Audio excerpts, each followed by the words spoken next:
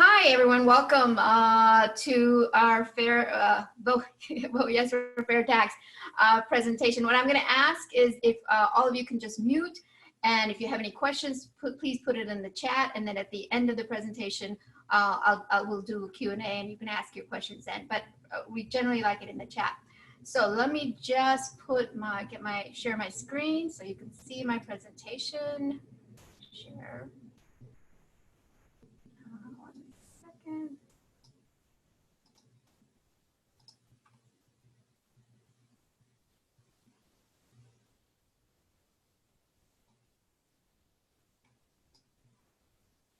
Okay, so vote yes for fair tax. Here's what I'm going to do today. I'm going to talk about our broken tax system and how the fair tax can actually help fix it.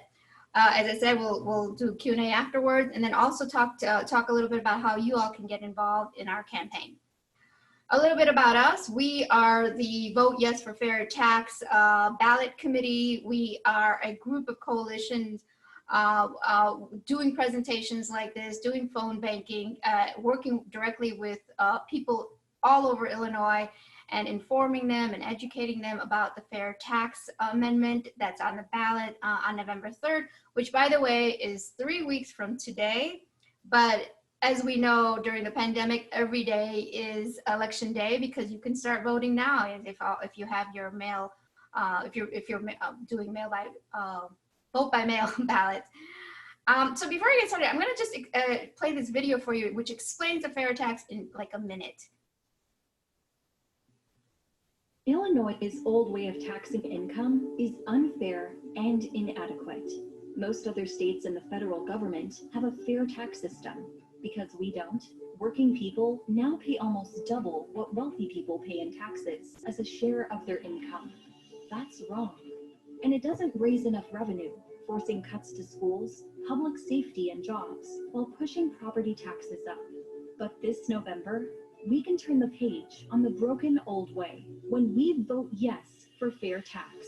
By passing the Fair Tax Constitutional Amendment this fall, we can ask wealthy people, the top 3%, to pay a little more on income over $250,000 a year, while everyone else, 97% of tax filers, get a tax cut or pay no more than they do now, helping to lift the burden from working folks, easing pressure on property taxes, and raising $3 billion a year to invest in schools and other shared priorities.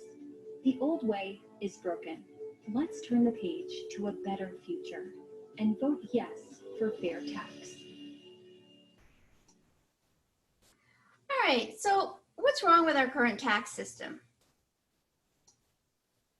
Well, this tax system, the flat tax, was enacted in the 70s, and we need to update it. We need to bring it to the 21st century. What happened was in 1970, the Illinois Constitution required that all taxpayers pay the same flat rate. This is regardless of what your family's income is and regardless of if you have the ability to pay. So this is the problem that it created. People in the lower 20% pay a much higher percentage of their family's income in taxes than the top 1%. The people making less than $21,000 actually pay 14.4% of their share of their family income. This includes sales tax, federal income tax, excise tax, all those taxes combined.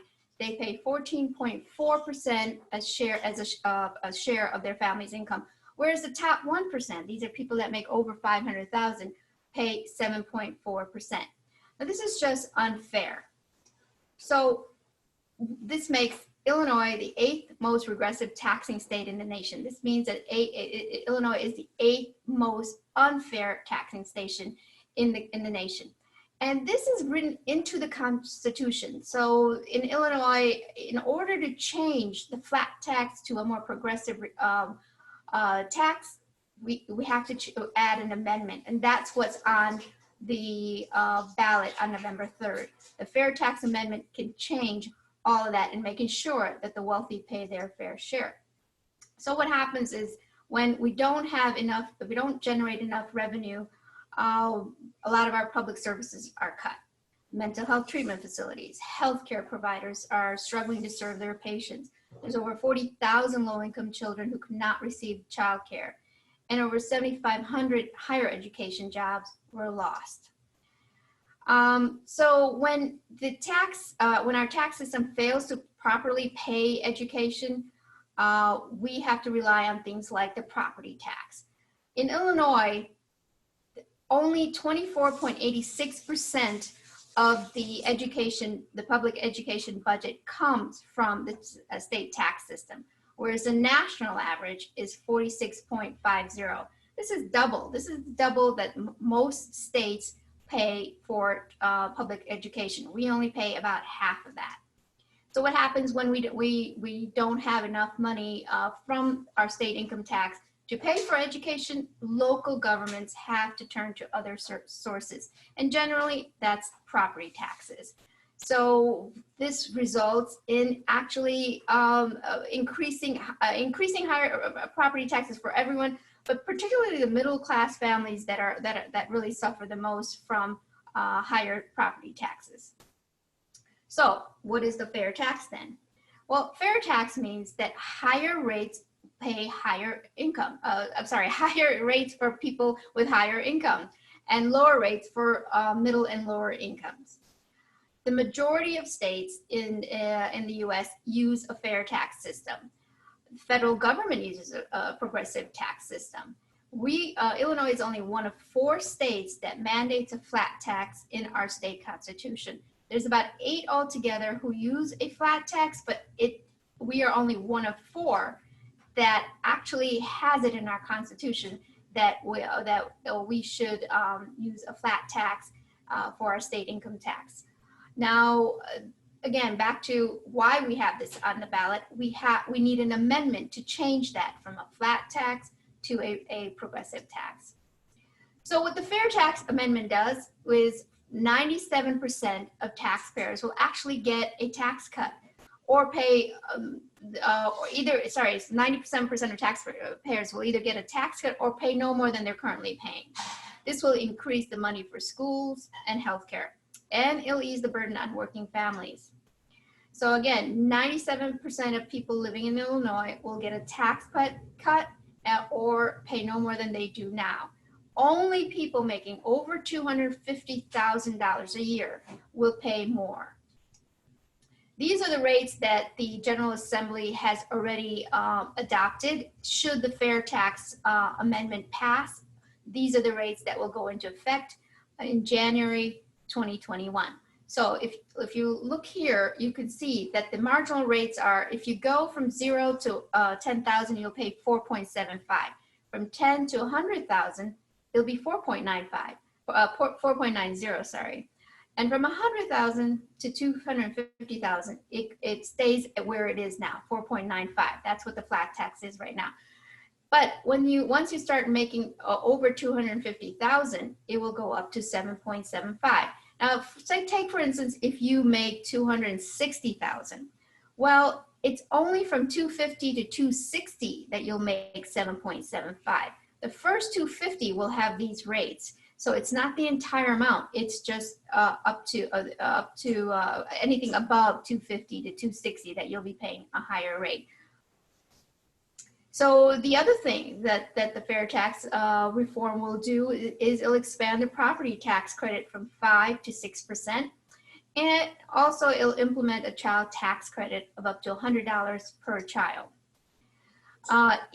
It will generate $3 billion in revenue that can be invested in education, job programs, human services, and healthcare. This is the ideal time to have a fair tax reform to address some of the systemic inequity that we've seen in the last 6 months. That have been sort of in the news in the last 6 months. It's been around for much longer than that, but we've seen we've watched a lot of protests, a lot of protests, and a lot of just overall systemic inequity that affects people of color. So a fair tax reform means that fairness for working people of color and a fair share of funding for communities that have long been marginalized. Essential workers, we've been talking a lot about essential workers during the pandemic and how we are so grateful for all this, all that they have done. They've been on the front lines really, while people like you and me, you know, get to stay home and work on Zoom and work from home. A lot of these people working in grocery stores, delivery drivers, warehouse employees, all have had to go to work, and they actually pay nearly twice their income in state and local taxes than the wealthiest Illinoisans. They deserve a tax relief, and they deserve tax relief and community investments to get our state back on the right track. The fair tax is also something that will benefit small businesses. Now, you might have seen a lot of ads on TV or YouTube or in the newspaper where people are saying this will actually hinder small businesses, and it's not true. That this is actually a hike. Tax hike for small businesses. This is absolutely not true.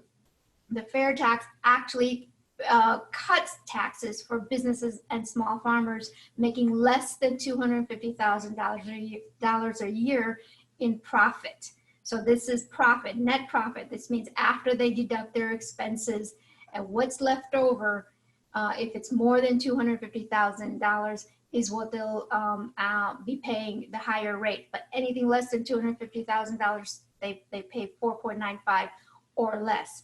This is actually good for small businesses because it actually allows for job training, higher education, and entrepreneurship programs that actually benefit small businesses.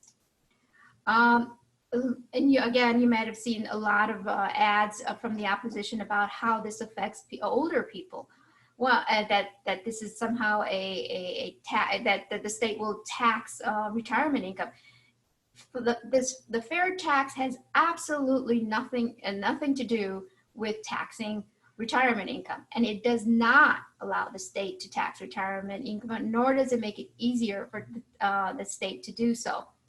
On the contrary, the fair tax generates the additional income that I spoke about earlier, the $3 billion, which could actually fund core services like that support seniors, like home health care, senior services, and Medicaid.